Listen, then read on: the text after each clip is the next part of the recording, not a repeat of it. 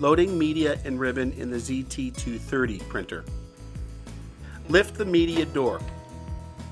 Rotate the gold printhead lever up to open the printhead. Slide out the gold outer media guide. Flip down the outer media supply guide and slide it out. Place the roll of media on the hanger. Push it back. Flip up the media supply guide. Slide it in. As you thread the media out through the front of the printer, make sure it runs inside the gap sensor and under the inner media guide. Slide the media under the gray damper and the print mechanism.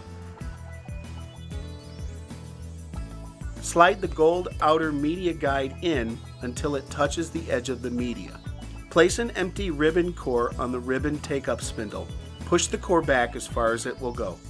Place the roll of ribbon on the ribbon supply spindle with the loose end unrolling down the right side. Push it back as far as it will go. Slide the ribbon under the black ribbon guide and under the print mechanism. Wind ribbon over the top of the core. Turn the spindle to the right to remove any ribbon slack. Rotate the gold printhead lever down to close the printhead. Press the pause button to calibrate the printer.